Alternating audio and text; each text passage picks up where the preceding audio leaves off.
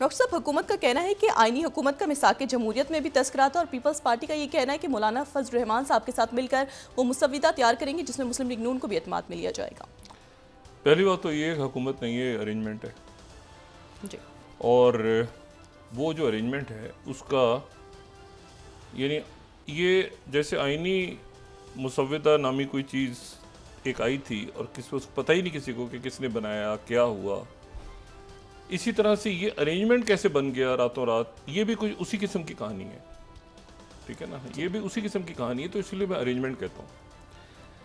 अब जो अधूरी बात है कि मिसाक जमहूरियत का जो आपने जिक्र किया जी।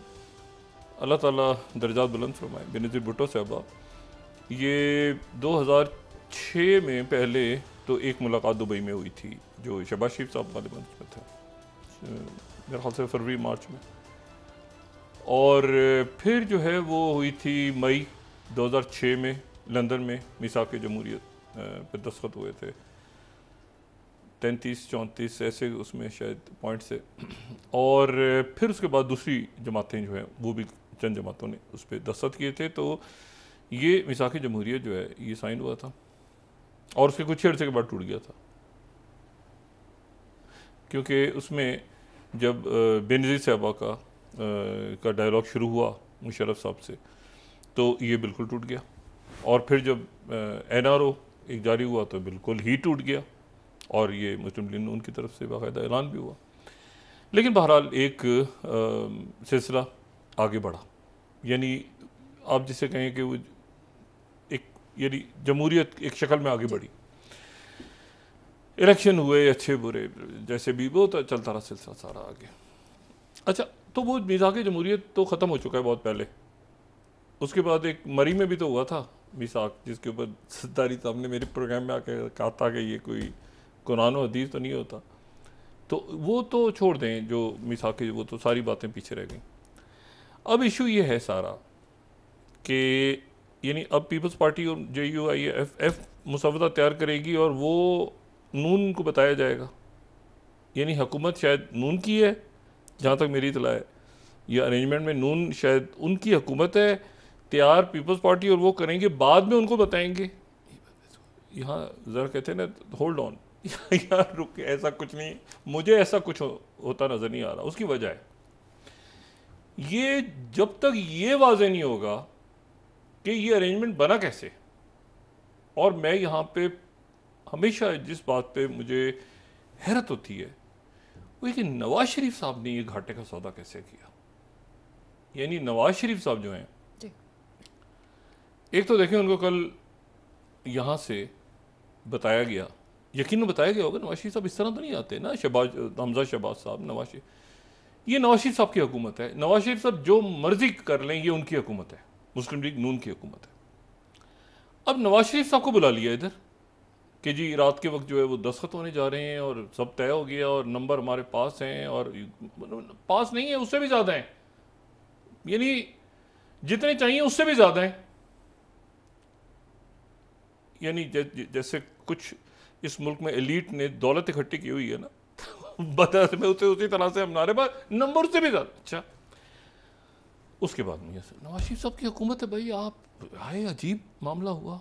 पता नहीं वो मौलाना साहब के घर उन्होंने जाना था, उनकी तो दो मुतदाद खबरें हैं कि उधर से मैसेज आ गया कि अपना आए, मैं आ रहा हूँ। एक ये है कि शायद वो उन्होंने खुद जाना मुनासिब नहीं समझा होगा।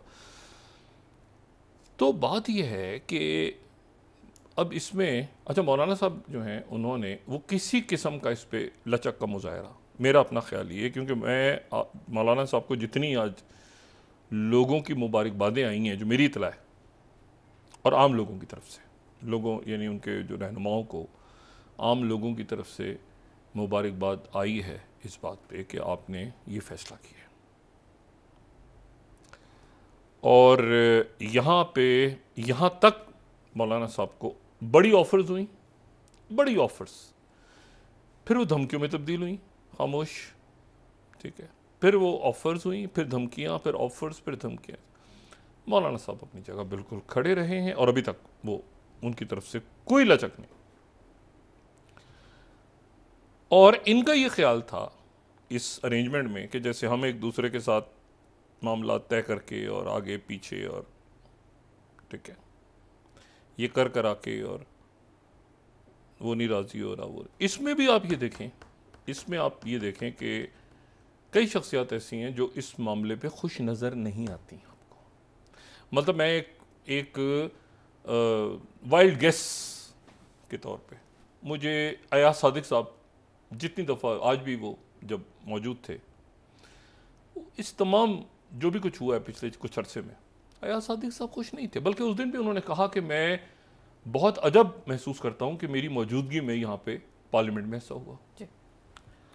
इसी तरह से मेरा गुमान ये है कि अच्छा देखें आप, इसमें ये देखें कि ये सारी शख्सियत जो हैं 8 अक्टूबर के इलेक्शंस के बाद, ये तो नाराज़ होके बैठ गए थे ना, उसके बाद कोई मशीर बन गई।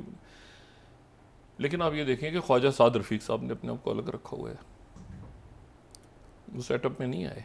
मतलब कुछ असूलों पे सियासत में इंसान खड़ा होता है। जब ये वकला की तहरीक चल रही थी तो एतजाज एहसन साहब का अपना एक स्टांस था, अचकज़ई साहब, खान साहब, इमरान खान साहब और साथ उसके जो एतजाज एहसन साहब, इन्होंने इलेक्शन में हिस्सा नहीं लिया था कि जब तक बहाल नहीं होंगे इलेक्शन में हिस्सा नहीं लेंगे। यानी पार्टी में वो रहते हुए उन्होंने अपने स्टांस पे, और मुस्लिम लीग ने इलेक्शन में हिस्सा ले लिया था। जरदारी साहब ने कहा कि मैं, ठीक है, उन्होंने हिस्सा ले लिया था फ़ौरन। हालांकि वो उससे पहले ये तय हुआ था कि वो हिस्सा नहीं लेंगे, लेकिन उन्होंने ले लिया था। जो भी प्रेशर्स थे अंदर बाहर जाए छोड़ें, बहरहाल। अब इसमें इशू ये है सारा कि वो शख्सियत, ये अब छोड़ दें कि अदालतें, ये इनको 70-80 हज़ार मुकदमात की फ़िक्र है। 70-80 हज़ार में से कोई 10-15 हज़ार तो इनके ऊपर हैं। कुछ तो बड़े ज़बरदस्त सियासतदान हैं, मैं केस किसका नाम लूँ, बड़े प्रिंसिपल स्टांस के रखते हुए लोग हैं, ठीक है, और कुछ प्रॉपर कंटुट्टे हैं। और जिस दिन आप ये आईपीपीस का स्कैंडल ले आए सामने, तो ये अरेंजमेंट गिर जाएगा अक्रॉस द बोर्ड। कोई उधर से उधर छुप जाता है, कभी कोई पीटीआई में घुस जाता है, कभी कोई जो है वो नून में घुस जाता है, कभी कोई आज़ाद हो जाता है, कभी इधर हो जाता है, कभी इधर हो जाते हैं ये। और उसमें जो है पार्टी में बड़े अच्छे लोग हैं इनके, उनको पीछे फेंका होता है, आगे पीछे। और ये इसमें ये भूल गए हैं सारे, ये इंटर एलिट लड़ाई हो रही है ना, एलिट लड़ रही है आपस में, एलिट का आपस में टकराव हो रहा है, ठीक है, गाड़ियाँ, चीज़ें, पैसा, एलिट लड़ रही है आपस में। कुछ उसमें कारकुन हैं, कुछ उसमें हमेशा। इशू ये है कि मुल्क के मसाइल के हैं, सबसे बड़ा मसला इकॉनमी, और इकॉनमी उस वक्त तक ठीक नहीं होगी जब तक इस मुल्क में एहतसाब नहीं होगा। और आईपीपीस और ये जो मनी लॉन्ड्रिंग, मैं देखिए उस दिन ये बात कह रहा हूं और मैं फिर उस बात को दोहरा रहा हूं कि जो मैं कभी, मेरी कोई मुलाकात नहीं हुई DGISPR से, ना उनके महकमे के किसी शख्सियत से, दूर दूर तक, यानी इस्टेब्लिशमेंट से। लेकिन मुझे इस बात का ये खुदा जाने क्यों ये गुमान है कि उनका जो बयानिया आखिरी कोर कमांडर्स कॉन्फ्रेंस में आया था, उसमें उन्होंने ये कहा था कि एहतसाब जो है रुथलेस अकाउंटेबिलिटी हम अपने अदारे में करने जा रहे हैं और कर चुके हैं शुरू, और हम बाकी अदारों से भी ये तवक्को करते हैं कि वो अपने अपने अदारों में अकाउंटेबिलिटी करेंगे। अच्छा, अब मुझे ये बताएं कि वहां से मैसेज, एक मैं आपसे इसको, मैंने शायद हो सकता है मैंने मुकम्मल गलत इसको रीड किया हो, लेकिन बहरहाल मैंने इसको ऐसे समझा है इस बात को। अब आप मुझे ये बताएं कि इस वक्त जो है मुल्क में सबसे बड़ा प्रायोरिटी का इशू क्या है? ये आईनी अदालत, वो भाई आईनी अदालत बननी चाहिए, इसमें रातों रात आखिर क्या इतना तो कोई बताए वो। अच्छा वो जो पब्लिक में मुसव्वदा है शायद वो है ही नहीं। एक ये बात भी चल रही है कि जो पब्लिक में आया है वो जो चल रहा है हर तरफ हाथों में सबके, वो शायद है ही नहीं, असल कोई और है, फिर कुछ और था, पता नहीं क्या, खुदा जाने क्या। और इशू ये है सारा कि उसमें जो डर है, डर और खौफ ये है कि ये जो ना पूरा सिस्टम एक ऐसे जैसे होता है ना वो, और मैं जमहूरियत की बात बिल्कुल नहीं कर रहा, ना पॉलिटिशियंस की बात कर रहा हूँ, इसमें टुट्टा भी जब मैं कह रहा हूँ तो पार्लियामेंटेरियंस को नहीं कह रहा, इस सिस्टम के अंदर। सिस्टम से मुराद ये है कि किसी ने किसी पे इन्वेस्ट किया हुआ है, कोई कई फाइल्स है, ममनूआ बोर के लाइसेंस साइन करवाते हैं जाके एमएनए और एमपी से, कैसे? और यहाँ पर जो है आप ये देखें कि यानी बड़ी मुश्किलों से जो है वो वफादारी के ऊपर इसको, बाकी वो लोग आ जाते हैं। कई दफ़ा ऐसा होता है कि बड़े पुराने जो लोग हैं वो पीछे रह जाते हैं, नए लोग पैसा लगा के आगे आ जाते हैं। अजीब एक अजीब सर, बिल्कुल जनाब, आप भूल जाते हैं कि यार इससे मैं पिछली दफ़ा मिला था किस पार्टी में था। कई दफ़ा कन्फ्यूजन हो जाता है कि यार एक मिनट ठहरो, ये कैसे हो गया? पता चला कि वो उधर हैं लेकिन अभी तक राब्ते हैं, क्योंकि वो पीछे जो एलीट बैठी है वो इंटरकनेक्टेड है आपस में।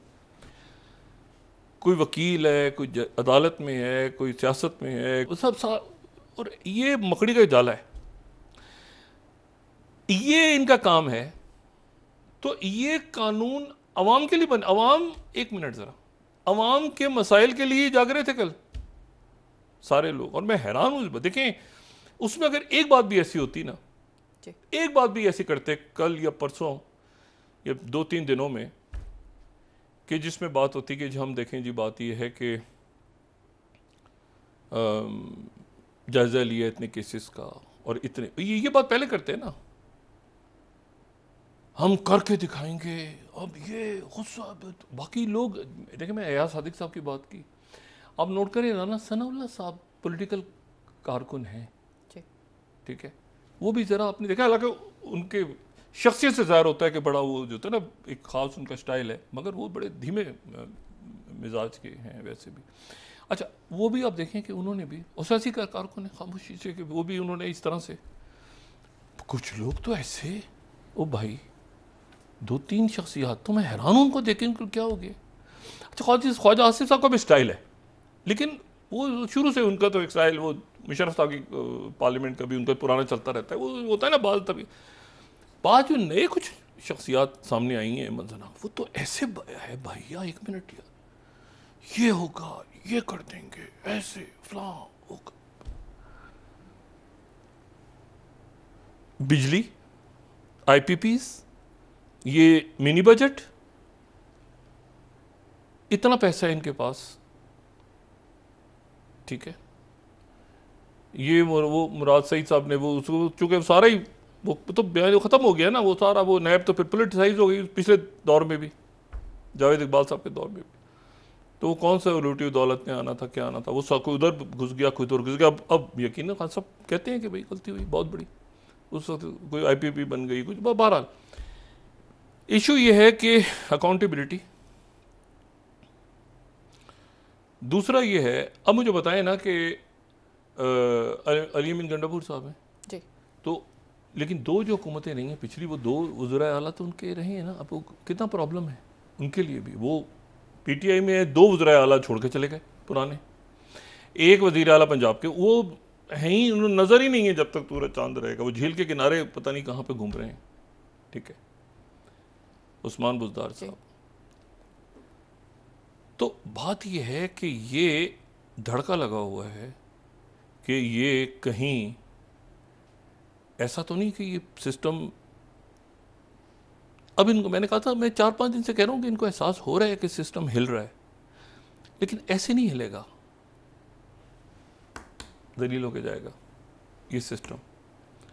और इसमें इसको रोक नहीं सकेंगे, इसको नहीं रोक सकेंगे, क्योंकि मुकाबले पे अवाम है, इनका मुकाबला पब्लिक से। असल में हुआ ये है कि सामने पब्लिक टकर गई है। कभी आप मुझे बताएं, कभी ये इनको एहसास हुआ है कि लोग क्या सोच रहे? नहीं। मौलाना साहब, मैंने आपसे कहा ना, अच्छा देखें उधर इस वक्त में खान साहब ने अगर किसी को, जो ये कहते रहे बार बार कि मौलाना साहब को, और बात दुरुस्त है बिल्कुल, कई दफ़ा मेरी 2-3 दफ़ा मौलाना साहब से बात हुई इस मामले पे, तो मौलाना साहब मुझे कहते थे कि यार ये तो मेरा दोस्त था खान साहब के बारे में, ये मेरा दोस्त था यार, इसको ये क्यों इस तरह से नाम। अच्छा मैंने फिर था कि खान साहब को 2-3 दफ़ा वो कहते हैं यार मैं ठीक है मगर देखो ना वो पब्लिक एंजॉय कर,